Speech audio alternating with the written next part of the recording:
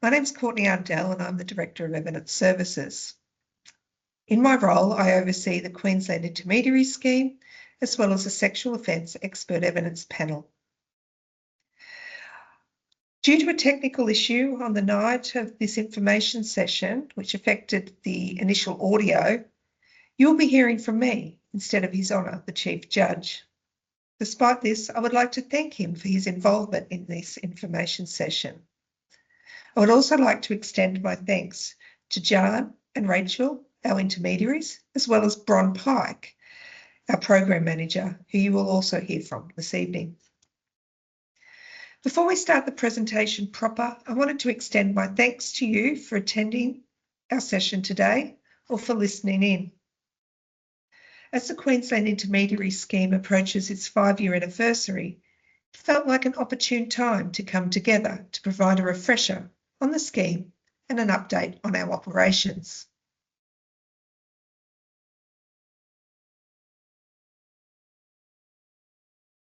Before we move on, I would like to acknowledge the traditional owners of the lands on which we meet today, the Yagara and Turrbal people. I would also like to acknowledge the traditional owners of the lands from which you are viewing this recording. I pay my respects to elders past, present and emerging. Now, by way of introduction, the Queensland Intermediary Scheme was established in response to recommendations from the Royal Commission into Institutional Responses to Child Sexual Abuse. The Commission's Criminal Justice Report 2017 recommended that all states and territories establish an intermediary scheme similar to those existing in England and Wales, and the scheme be available to prosecution witnesses with a communication difficulty in a child sex offence matter. The then government, in responding to that report, established the Queensland Intermediary Scheme as a pilot program in Brisbane and Cairns. The pilot took place over a 2-year period commencing on the 5th of July 2021. The recent state budget has conferred $9.3 million of funding over 4 years to permit the continuation of the Queensland Intermediary Scheme in the Brisbane and Cairns locations. The scheme is facilitated by provisions of the Evidence Act 1977, the Evidence Regulation 2017, and Practice Direction No. 7 of 2021. Intermediary schemes exist in some form in all Australian jurisdictions, with the exception of Northern Territory. The Western Australian scheme differs from other schemes in that it is limited to facilitating communication between an accused person or supervised person who has a mental health impairment in court proceedings in the Western Australian jurisdiction. In addition to the Royal Commission, the value of intermediary schemes has been recognised by various reviews and commissions, including the Women's Safety and Justice Task Force in the Hear Her Voice Report 2, the Australian Law Reform Commission in their report titled Safe, Informed, Supported, Reforming Justice Responses to Sexual Violence, and the recent Child Death Review Board's report titled In Plain Sight, a review of systematic responses to child sexual abuse. Now, before I hand over to the intermediaries, I will just do a broad overview of the eligibility requirements for the scheme. The scheme, as you know, is directed at the provision of communication assistance in investigations and prosecutions of child sex offences heard in the Brisbane and Cairns Supreme and District Courts, the Children's Court of Queensland in these locations, and the Magistrates Court, including the Magistrates Children's Court in Caboolture, Cairns, Cleveland, Cooktown, Redcliffe and Thursday Island. Section 21AZL, subsection 1 of the Evidence Act provides that the scheme applies to children under 16 years, people with an impairment of the mind as defined by the Criminal Code, people with a communication difficulty, or those of a class prescribed by regulation. And I can confirm that currently no additional classes of people have been prescribed. It is noted that difficulty communicating is not defined, so it can be applied to any person who has a communication difficulty due to any cause. The legislative provisions cover the use of intermediaries during court proceedings and not those of the Queensland Police Service. However, the same eligibility requirements and geographical parameters are generally applied by the QIS Program Team when assessing referrals to provide intermediaries to facilitate communication during police investigations and interviews. I will now hand over to one of our in-house intermediaries, Jan, to discuss some more practical aspects of the scheme. I would like to share with you some of the common vulnerabilities experienced by witnesses referred to the scheme, which are included in the slide. It's important to note that some witnesses might present with one or more of these vulnerabilities at the time of assessment. As the Chief Judge has indicated, the legislation refers to intermediary assistance being available to children under 16 years of age, and we should note that the use of an intermediary may assist in matters where a witness is in adolescence. There is definitely lots of research to suggest that communication support is desirable for adolescents, as teenagers' language and communication skills have not yet developed to the level of an adult, and the language used in court is very sophisticated for them. So, as well as children under 16 years of age, we also see on the slide other common vulnerabilities, which are intellectual impairment, autism spectrum disorder, ADD, ADHD, speech and language difficulties, those who've suffered from trauma, from severe stress, those on medication, which impedes their ability to communicate, and also those of Aboriginal or Torres Strait Islander backgrounds, or any other cultural considerations that we may need to take into account. So the role of the intermediary is to facilitate communication between the witness and the courts and the witness and police. We do this by conducting an assessment of the witness, then formulating and providing practical strategies to court or police regarding how best to communicate with that witness. Importantly, intermediaries are independent and impartial. We are officers of the court. We cannot speak to that witness's capacity to give evidence, coach the witness in how to answer questions, or ask the witness any questions about the offences. And we are not expert witnesses. Intermediaries are appointed to an intermediary panel and are engaged on a case-by-case basis upon receipt of a referral from courts or police in the QIS portal. On top of that, the contracted intermediaries, there are also 4 in-house intermediaries who work full-time. Intermediaries come from a background of social work, speech pathology, occupational therapy, or psychology, and we have all undertaken specific training regarding transitioning to the intermediary role. Just a little bit of data. So here are our referral rates from the beginning of the program, the 2-year pilot program, which started on the 5th of July 2021. And these referral rates are until the end of December, as it says, 2025. On top of this, we've also received 20 new referrals in January and February. So you see here the split between Brisbane and Cairns, our 2 geographical locations, but also the split between ODPP and QPS. You also see in here the out-of-scope referrals. So out-of-scope referrals are those matters which fall outside the scope of the legislative parameters due to the offence type or geographical location. During the life of the scheme, judges have made orders, for example, utilising the special witness provisions for an intermediary to be appointed for matters in other geographical areas, such as Townsville, Hervey Bay and the Gold Coast, and for other criminal offences such as family and domestic violence or homicide. Furthermore, the QIS has also been given approval to support QPS in investigations outside of these bounds.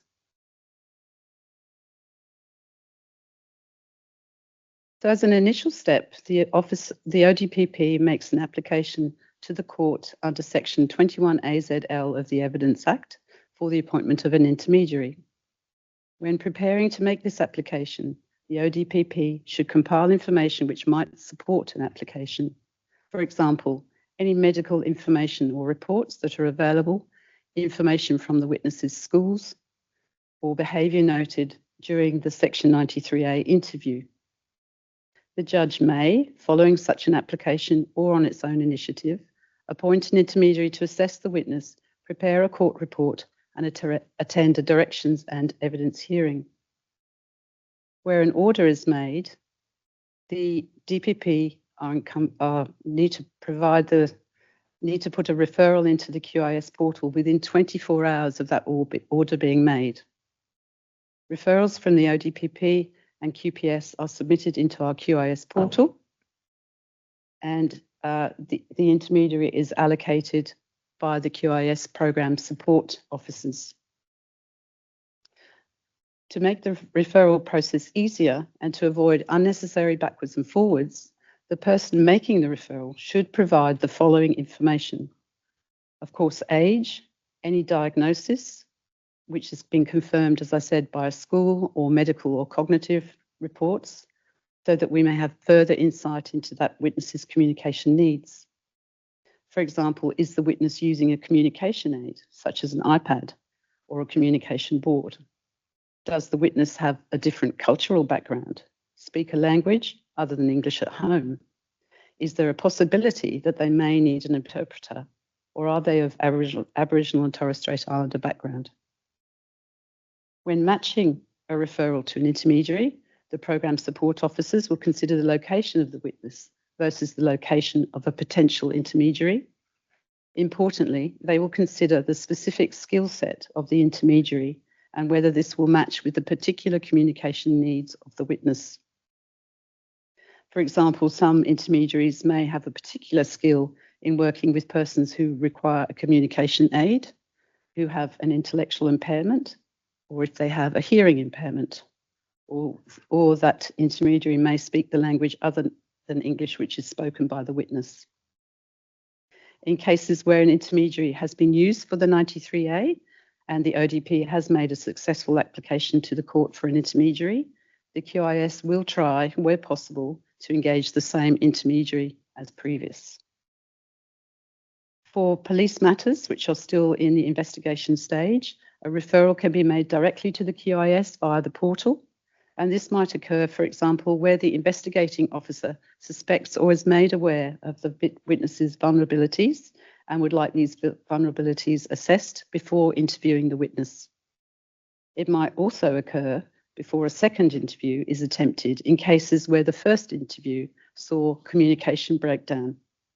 In these cases, it is prudent that the police officers provide the same level of information that is required for court referrals. So I'm talking about age, any diagnosis, any relevant reports, and use of communication aids, etc.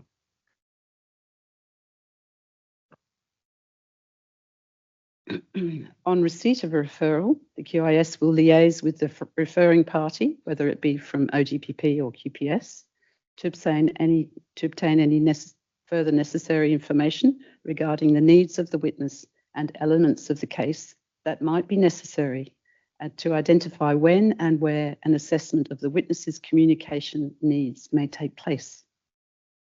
A full communication assessment undertaken for court normally takes about 45 minutes to an hour. The form, content, and duration of the assessment will depend on the witness's communication needs and the intermediary's skill set. If a witness has extensive communication needs, the intermediary may need longer to assess.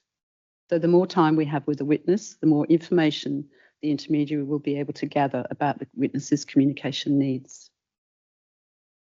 The aim of the assessment is to emulate as closely as possible the cross-examination environment so that the intermediary can gain a proper assessment of how the witness may respond in that environment.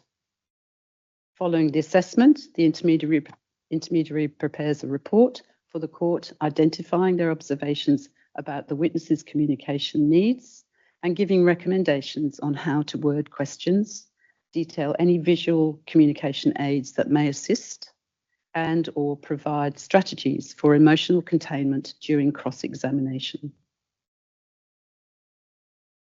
Regarding witness assessments for police referral, these depend on the timelines associated with the investigation.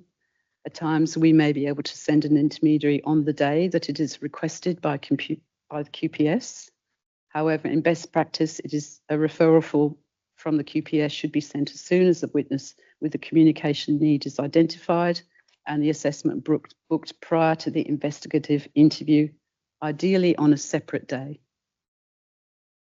Following the assessment, the intermediary provides verbal strategies to the police officer and collaborates in the interviewing planning process, providing advice on how to word questions, how to adapt the interview environment to suit that particular witness, and provide strategies for emotional containment and regulation, and if necessary, provide visual communication aids to assist with interviewing as well. The intermediary may then attend the interview to observe and provide live assistance during any unforeseen communication breakdown in the 93A interview. If there are communication aids recommended, they can also support the facilitation of those aids for the witness's benefit. Finally, a short 2-page report is provided to the interviewing officer within 1 week of the assessment, which outlines all observations and recommendations for future interviews. We have found, and other schemes have found, that while an intermediary may feel like it's increasing the time and steps required for the police at the start of the investigative process, it has been found that doing so reduces overall time that investigations may take with witnesses with communication needs and improves the evidence obtained. So using the intermediary supports the police so they can focus on the elements of the offence and associated evidentiary requirements. And I'll now hand over to my intermediary colleague, Rachel.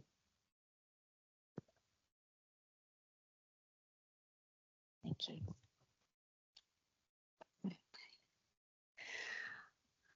Okay, so when an intermediary has been appointed to a matter, the first step is that we go out and conduct an assessment.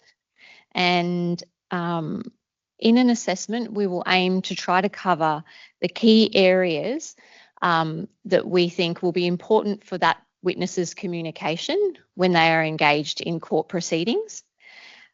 So we will assess several aspects, including understanding language. How does that witness use language to communicate? We will look at aspects like, are they able to refute information that is put to them, be that incorrect information, and typically we'll use innocuous examples of that.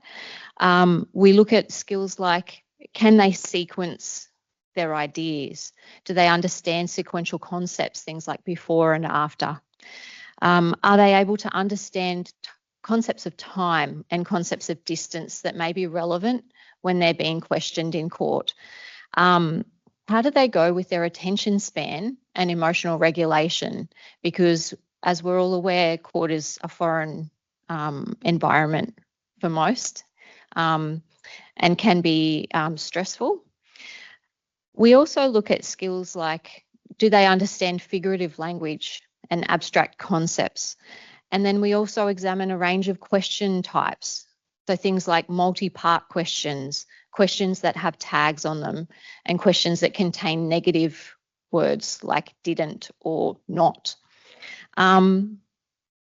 We know from the research that increased stress and heightened emotion can cause a decline in a person's language skills and also their attention and concentration. So we're very mindful of testing that so that we can give advice to ensure that a person is able to give their most accurate evidence. We have a set of tools, some of which are up on that slide there. But for example, the mouse and cheese It's a specific tool that we use so that we can examine positional concepts. Do they understand the concept of behind or under or in front? We also look at, do they understand days of the week and months of the year? Would a timeline visual be beneficial for someone if they're trying to give their best evidence? And then we look at things like, will they need an augmentative communication device? Does that witness find it difficult to verbally express themselves when they're under a lot of stress and pressure? And would they benefit from an iPad that has a text-to-speech app on that? And then we look at a range of visual aids. So if anyone in the room has worked with an intermediary, you know that sometimes we recommend visual aids to assist with verbal communication. And we look at things like, does that person need additional time to process what's said to them? Do they need regular breaks? So all of those things we try to capture in our assessment, and then we put that into a report. Okay, so our reports, we try to get them submitted 2 weeks prior to a directions hearing. And the primary reason for that is that every report that is authored by an intermediary goes through a quality assurance process. And that's to ensure that we have high levels of accuracy. We want the reports to be consistent, very clear and simply put, so that they're easy to follow and easy for practitioners to implement during court proceedings.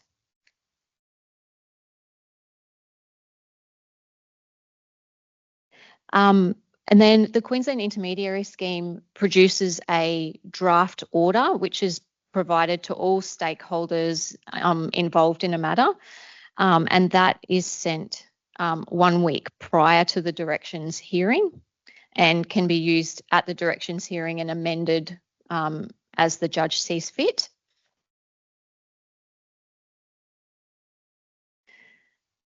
And so after authoring the report, the next step for an intermediary is to attend the directions hearing.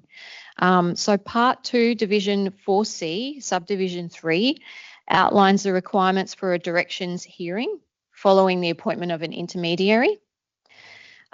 Section 21 AZP of the Evidence Act provides that when an intermediary is appointed, a directions hearing must be held, and the intermediary must be present at that directions hearing.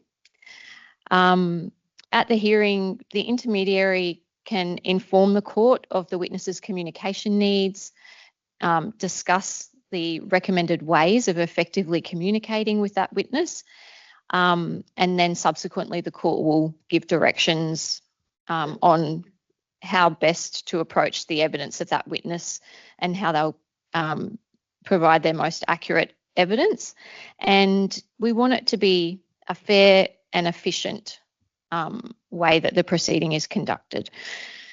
So the directions hearing really is an opportunity to set those ground rules where all the parties can discuss and explore with the intermediary that witness's unique needs as far as communication goes, and also what the proposed adjustments are going to look like. At the judge's request, sometimes the intermediary in that directions hearing will sit at the bar table between each of the legal counsels. Sometimes I've seen it where we're placed in the witness box. It really usually is a judge by judge basis on where we sit. And then after the directions hearing, if an intermediary has been ordered to participate, we will attend an evidence hearing or the pre-recording of evidence. In both Brisbane and Cairns, intermediaries are frequently asked to review and offer suggestions on the questions of both defence and prosecution counsels. And if questions are ever sent to us, they're always kept confidential and they only go to the intermediary who's involved in that matter. The intermediary then provides recommendations and sends those back to prosecution or defence, and then deletes them from their system. And really, it's a further mechanism by which we can ensure a smooth and efficient evidence hearing, because as intermediaries, where possible, we would prefer not to interrupt the flow of the evidence in chief or the cross-examination process. And so if we've reviewed questions beforehand, we've found typically we don't have to intervene as much. And it's really important to remember that an intermediary is there to facilitate communication. We're officers of the court. We're not support people. And in the evidence hearing, we get sworn in and then we sit beside the witness, and we only intervene if we're alerting the court that there's a communication difficulty, or if we notice that the witness needs a break because of emotional dysregulation and is unable to advocate for themselves. So now I'm going to hand over to Bron Pike, who's our program manager.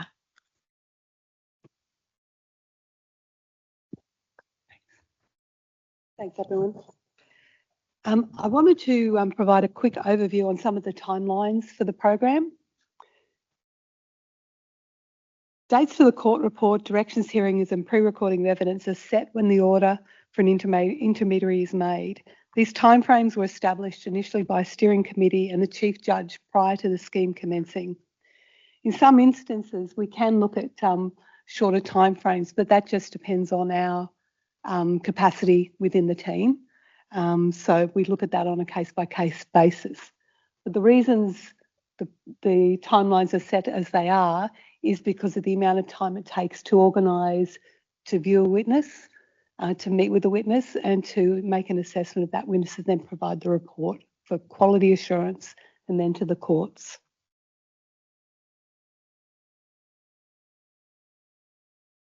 We thought we'd take the opportunity to give you some examples of some of the out-of-scope referrals that we have dealt with over the past few years.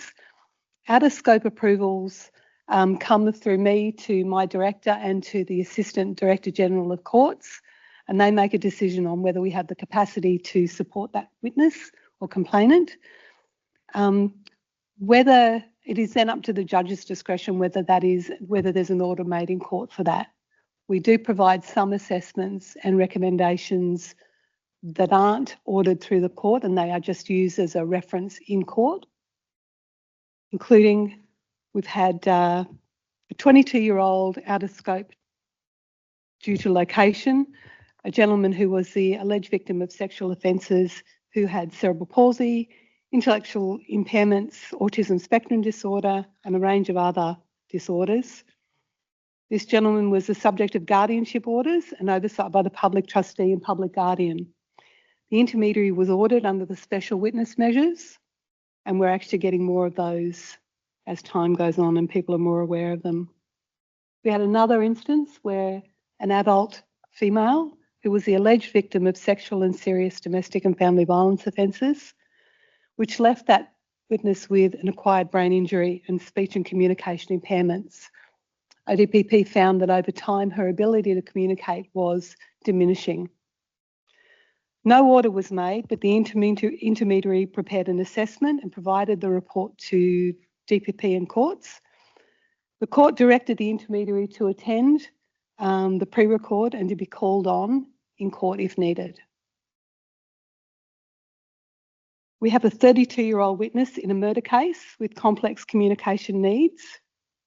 The intermediary prepared a report and an assessment and attended a basher hearing to make observations of the communication ability of the witness. The court then requested a further addendum report, which was provided. So we can look at a range of out-of-scope assessments, and it also provides us with an indication of other areas that we may be able to expand into down the track. Why is QIS important? So the Queensland Intermediary Scheme increases the quality of evidence by improving the witnesses' assessment and their implementation of communication strategies. We support the parties to communicate in a way that aids witnesses to give the most complete evidence that they're able to provide. QIS also aims to reduce trauma to the witness within the court environment by giving consideration to the victim's unique communication traits, so that the witnesses feel better heard and understood. These witnesses also better understand the process happening around them. With every engagement of an intermediary, the QIS recognises that we're also passing on in each teaching and learning opportunities to police, parties and to the courts, fostering a greater understanding of the varied needs of vulnerable witnesses.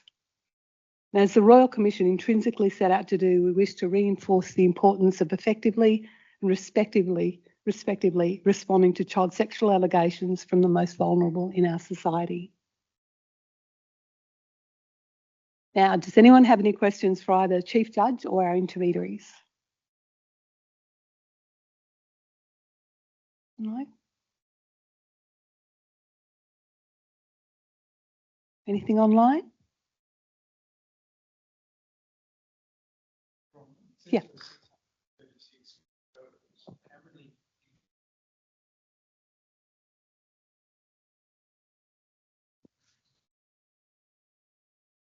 Sorry? Okay, so Todd's just wanted some information about the amount of intermediaries that have been able to support our witnesses in court.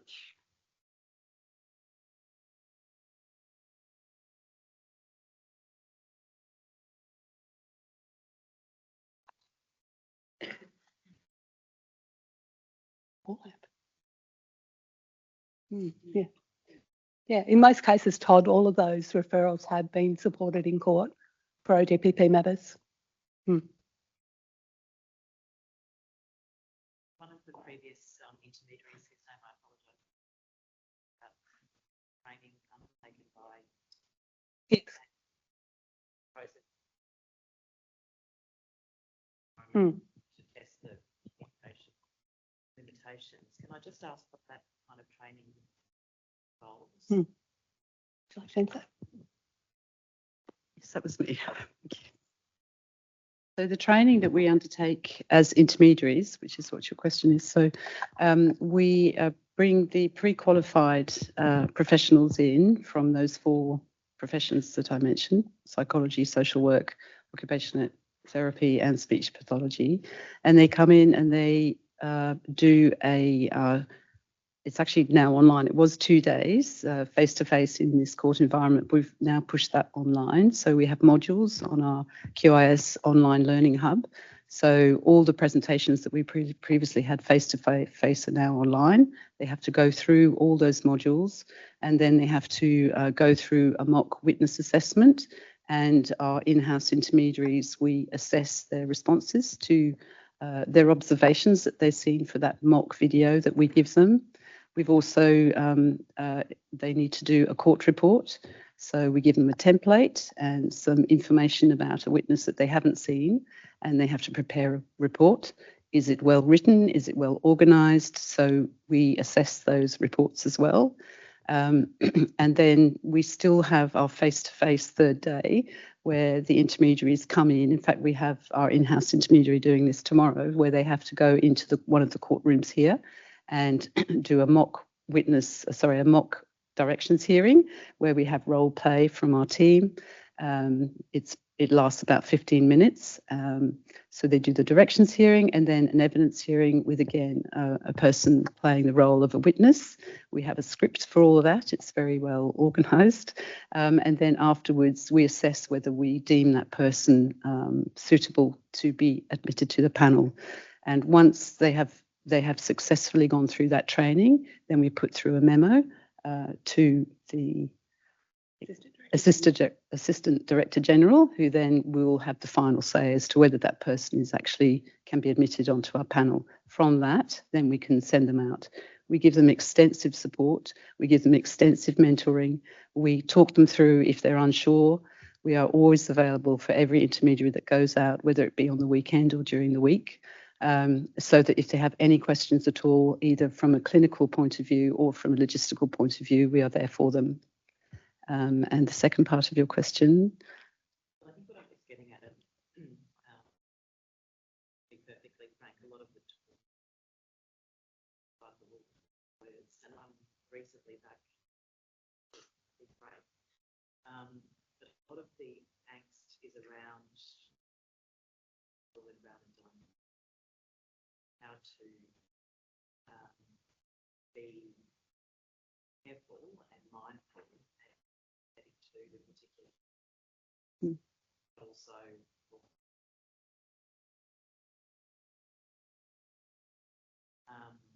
one of the examples beyond the example to say crossing examining a young girl. I don't know this, but it seems to me that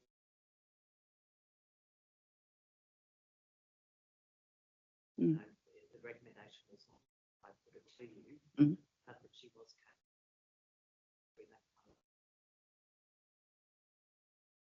put it. I just wonder what kind of training goes into defence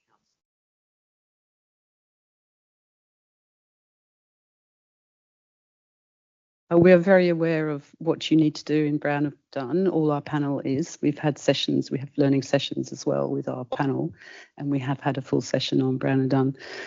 So we are aware of the way you need to put your questions.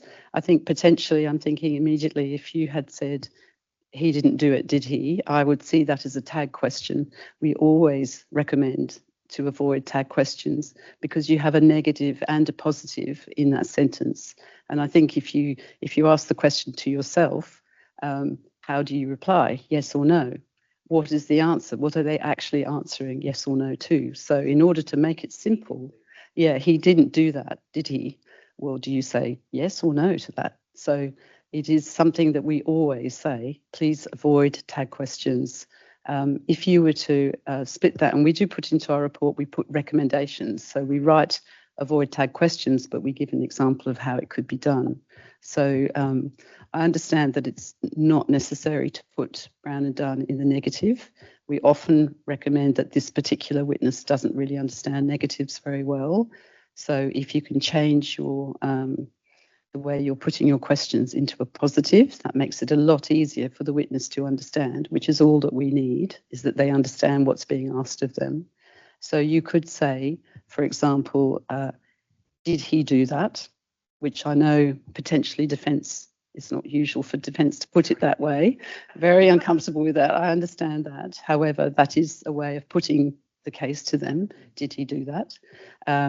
Or you could say, he didn't do that. Is that true or not true? So you could take the tag out because you've got potentially two problems in that. He didn't do that, did he? You've got the negative and the tag. So, yeah.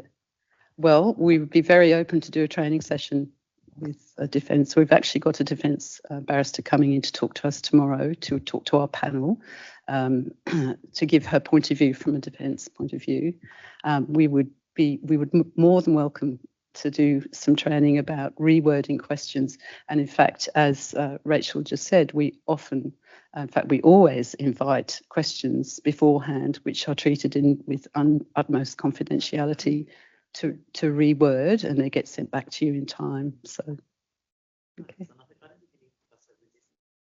we all understand the need for these kinds of.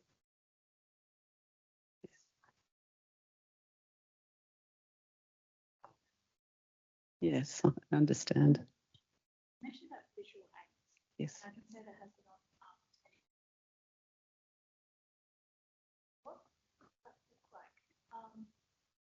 Because I suppose I've been told things such as timelines of events. Sometimes your topics are not meant, there are things in life that come. And if it's meant to be a visual timeline, does that be the picture? What we're talking about, a visual timeline, I don't have one here. There was one, you couldn't see it very well on the slide actually, but it's really about organising the events in sequence, which is what you, or the police particularly, need to determine what happened when, what was first, what was next, what was after. So that visual timeline would simply be an arrow across the page. And when we go into police interviews, we can put tabs on every event.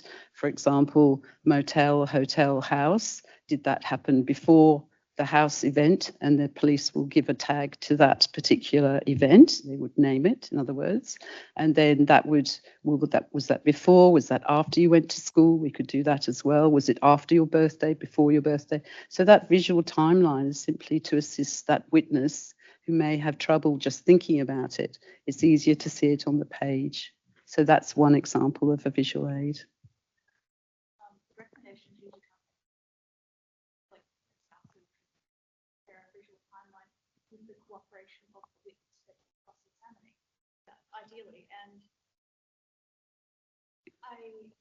as defence counsel, that's hard because, well, one, I often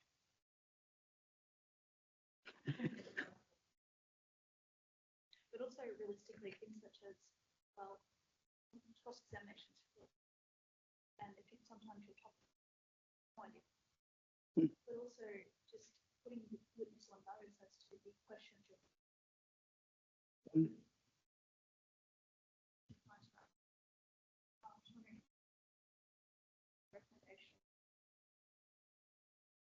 Well, I think with the visual aid that could be done.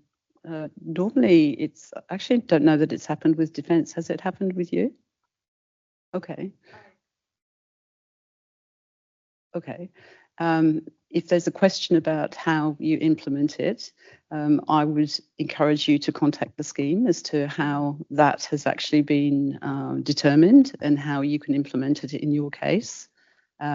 Generally, it's something, for example, I would say prosecution would use more, and definitely police, the timeline. So I would look into that. I will look into that. Yeah.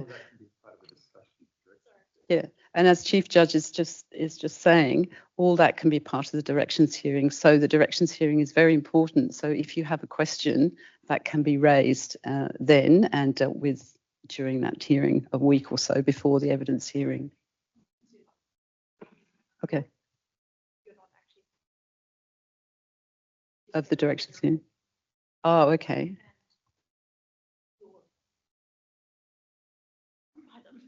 Okay.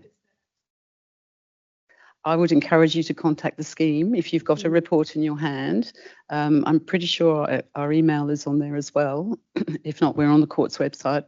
So to contact us and say, I have a question about this, how do you expect us to do that? Okay, thank you. Any more questions? I just add a couple of things, having heard all of the discussion. One, about discussion, the directions hearing, although some judges put the intermediary in the witness box and others have the intermediary at the bar table, the directions hearing really is best a discussion with all the people there about how the questions should be dealt with. And the whole point is to get the report before the directions hearing, and then everybody has an informed discussion. The other thing was the role of the intermediary during a recording, or during the giving of the evidence. As the intermediaries have said, if the directions hearing is well conducted and everybody understands the ground rules, there's likely to be no interruptions. One thing that I've observed is that because the intermediary in some cases has effectively taken on the role of interrupting if there's a breach of the ground rules, everybody else sits back and leaves that role to the intermediary. And that's not how it should be. It's entirely for the other party, whoever's not asking the questions, to take the point and object, or for the judge, of course. But if it's a cross-examiner repeatedly asking, what do they call it with the tail on the end questions? Tag questions. Then it's for the prosecutor, as well as anybody, to stand up and object. And that'll be, I would have thought, a little more effective. The intermediary is trying to be an officer of the court and sort of raise a hand. If everybody's watching, the hand raised isn't always watched, isn't seen. But it's entirely legitimate for the other party to take the objection. And that might also get more notice from the questioner. Thanks. Thank Any more questions? No? All right. Ron, sorry. Just responding or looping back to Todd's question about our involvement for ODPP matters. So I understand we've had 210 ODPP referrals that have gone through to pre-record. Obviously, some drop off. There might be guilty pleas. There might be other things that might happen in the case, or we still might be in the early stages and not have got to that point as yet, but that's the current figure. And no other questions online. No other questions? All right. I wanted to end today's session by thanking you for your attendance. I really appreciate it. Also wanted to thank Chief Judge, Sian and Rachel who've presented, Courtney and Belle and Justina who's online, who've been doing all the admin and backup there. And up in the back corner over there, we have our two Cairns intermediaries who've flown down to join us today, Renee and Lisa. So thank you team. Thank you everyone for attending. If you've got any questions, feel free to stay after and have a chat.